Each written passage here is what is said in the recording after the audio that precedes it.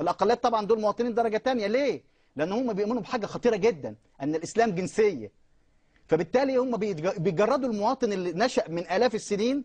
والقتلى ما بين طفلة وطفل وضابط وإعلامي وصحافي وأستاذ جامعي، فبالله عليكم قبل أن يصلوا إلى سدة الحكم، قبل أن يصلوا إلى سدة الحكم، قبل أن يتمسكوا بالسلطة قتلوا الشعب.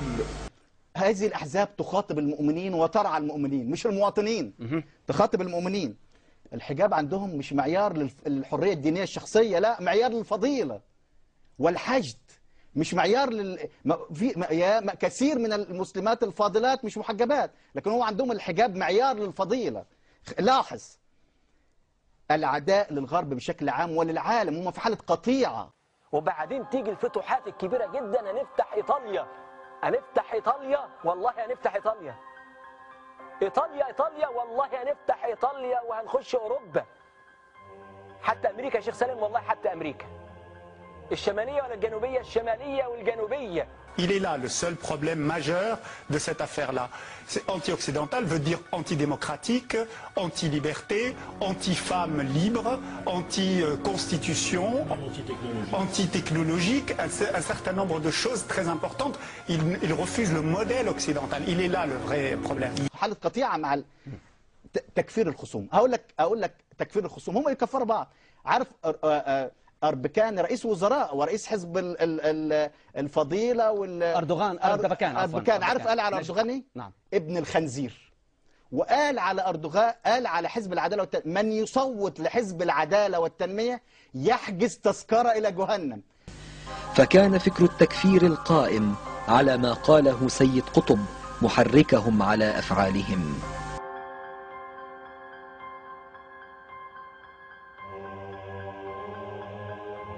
تعرف تكفيرهم لبعضهم أكتر بكتير من تكفيرهم لغيرهم. وكيف إذا والديمقراطية ضد كل؟ أنت كل المبادئ دي ضد الديمقراطية الحقيقية. طيب. الديمقراطية الحقيقية هم تقريبا هم بيقفزوا، هم ليس لهم طريق آخر حاليا للوصول للسلطة إلا صناديق الانتخاب. لقد اعتبر هؤلاء أنهم متضررون من هذه المنارة الشامخة التي سلطت الأضواء عليهم، فتواطؤوا على قتل القائد الشهيد الشيخ نزار حلبي رحمه الله، فقتلوه ولكن لم يقتلوا دعوة الحق. Une question avant de donner la parole à Alain Finkielkraut, Mathieu Guillière. Est-ce que l'objectif des frères musulmans est l'instauration de la charia dans un pays comme l'Égypte? Oui. Le programme politique des frères musulmans est très clair. Les frères musulmans ne sont pas une association ni un courant nouveau, ça a été rappelé depuis les années. Les islamistes, quelle que soit leur obédience, en particulier les frères musulmans, proposent un modèle de société anti-occidental qui se définit, qui se positionne.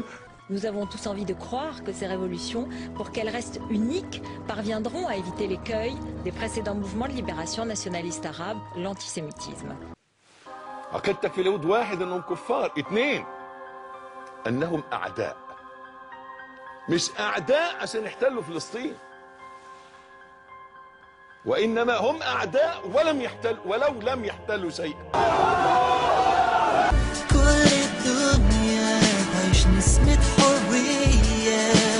اتخذت وزارة التربية والتعليم العراقية سلسلة من الإجراءات في حق معهد الفنون الجميلة في بغداد. من أبرز هذه الإجراءات استثناء مادتي الموسيقى والمسرح من التقدم للدراسة هذا العام. ويخشى الطلبة أن يطول الحظر أقساما أخرى مثل الإخراج والتصوير والرسم والنحت بداعي التحريم الشرعي. معهد الفنون الجميلة ما يدرسون به لا قسم مسرح ولا قسم الموسيقى، ما ظل شيء بالمعهد، يعني ايش بيه بقى تشكيل والهاي. استثناء مؤقت أم دائم؟ هذا ما يخشاه الطلبة والأساتذة في معهد الفنون الجميلة لدراسة فنون المسرح والموسيقى. أصابع الاتهام أشارت إلى نفوذ الأحزاب الإسلامية التي سبق وعارضت إقامة مهرجان بابل الدولي هذا العام، وأقفلت كل أندية العراق. لأنه لا يمكن أن تضطهد حركة سياسية كبرى دون أن تقضي على الحرية جملة. Are you ready to fight revolution? Yeah. Stay alive. till you make a solution, and how you